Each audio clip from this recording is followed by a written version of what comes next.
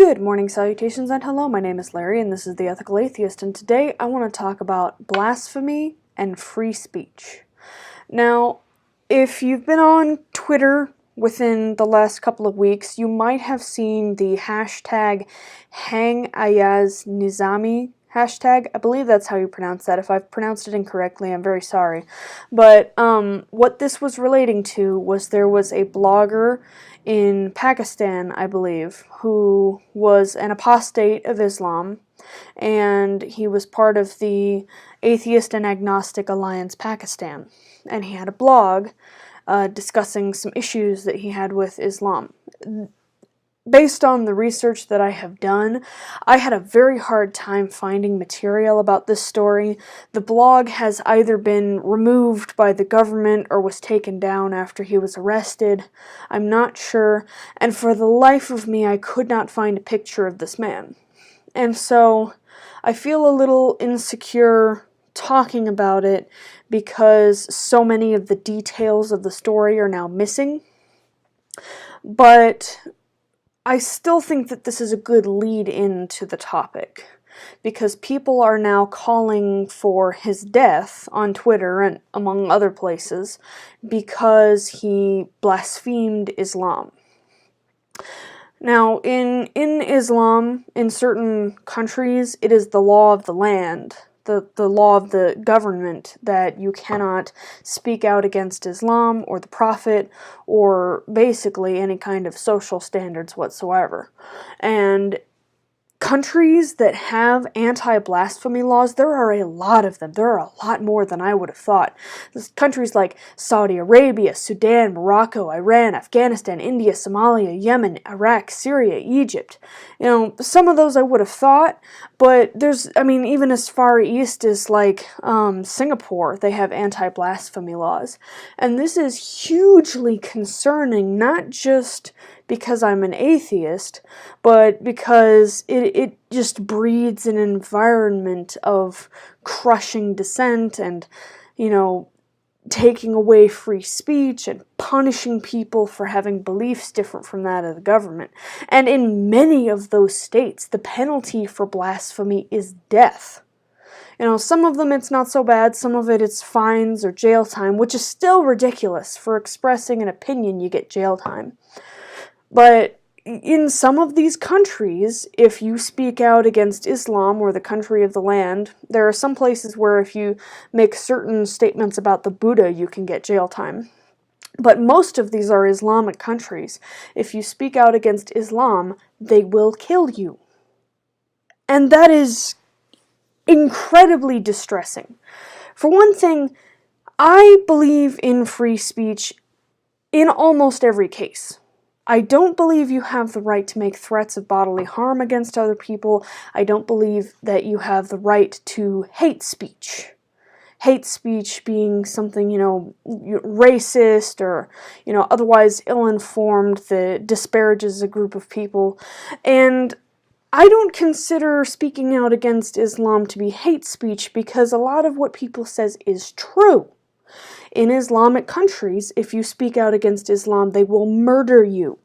I don't think it's hate speech to point that out. But otherwise, I believe in free speech. I believe if you have an opinion, you should have the right to express that opinion, even if it's different from what everyone around you is saying, especially if it's different from what everyone around you is saying. Because the open marketplace of ideas is how we've arrived at every great philosophical notion the human race has ever had. We cannot have great philosophy without great discussion. And so suppressing any kind of dissenting opinions to the point of executing people is catastrophic. Absolutely catastrophic.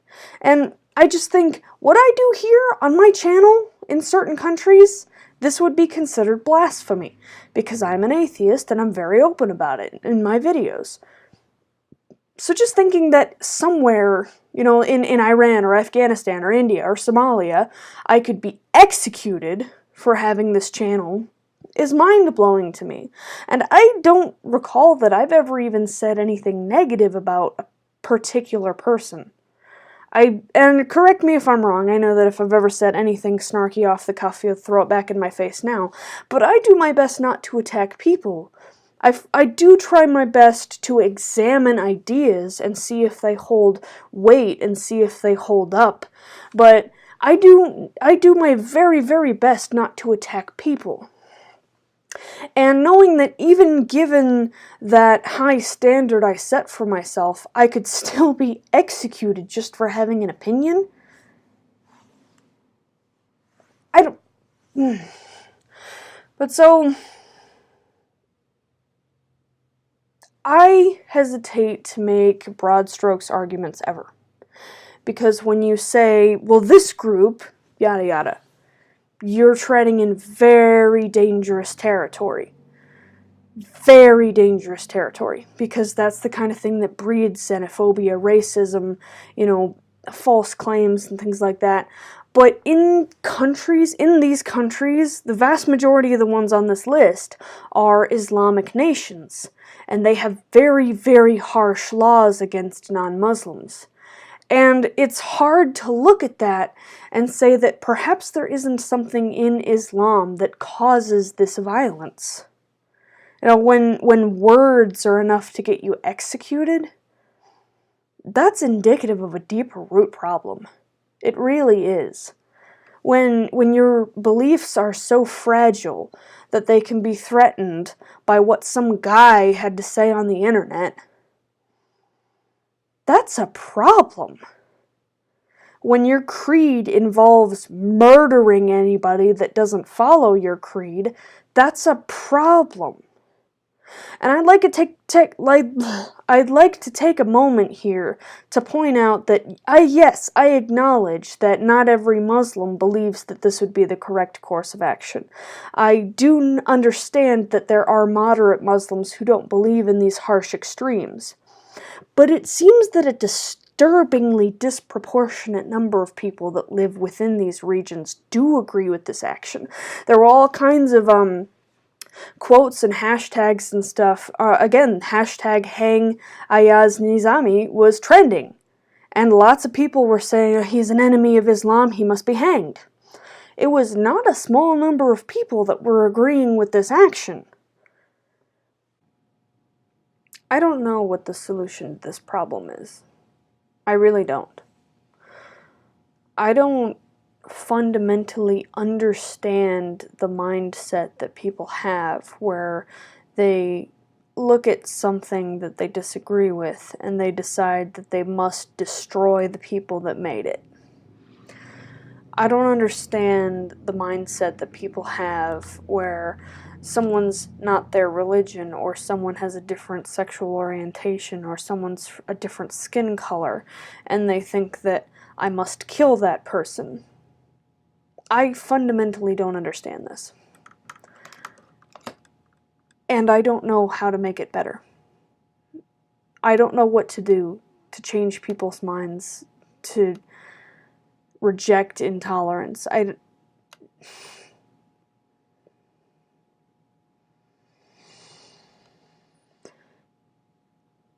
don't know what to say to people who are so far in, so deep into that kind of culture where it's just normal for them to think, oh, yeah, somebody blasphemed. They should be executed. Of course. Duh. I don't know what to say that would reach a person that is already that far in. But it would be my fervent hope that anybody that sees this video and who maybe was of the opinion that Ayaz should have been hanged. He might still be, for all I know. They might be in the process of it right now. But I would hope that maybe this would give them some pause. Having to murder dissenters is not a sign of ideological strength. It's a sign of ideological weakness. If your religion or your creed can't stand up all on its own, without violence, then it's not a creed worth continuing to support. if you have nothing to defend your religion with except violence, it's not a religion worth following. And I'm not saying this as a specific disparagement of Islam. On the world scale, Islam is a problem at the moment, but other religions across history have followed similar patterns. When we can look to the Inquisition of the Dark Ages, where non-Christians were brutalized, tortured, and mutilated until they either died or accepted the church. This is something that is in humans. This is an impulse that is in humans, that is instinctual, to root out the other, to fight anything that isn't like ourselves.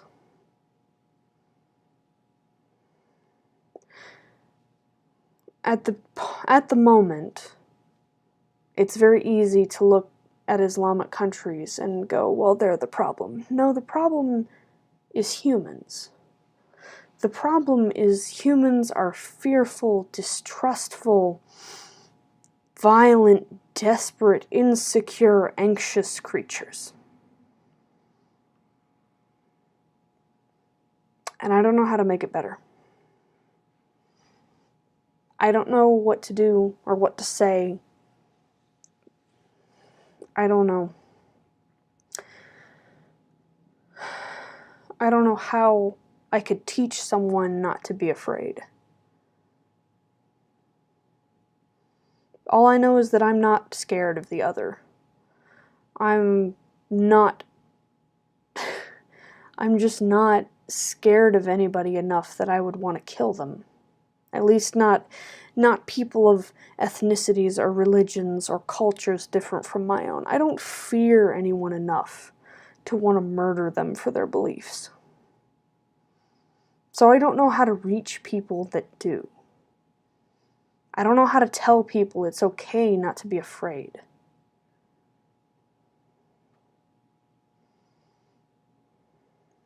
Oh. Thank you for watching. And as always, may Darwin be with you.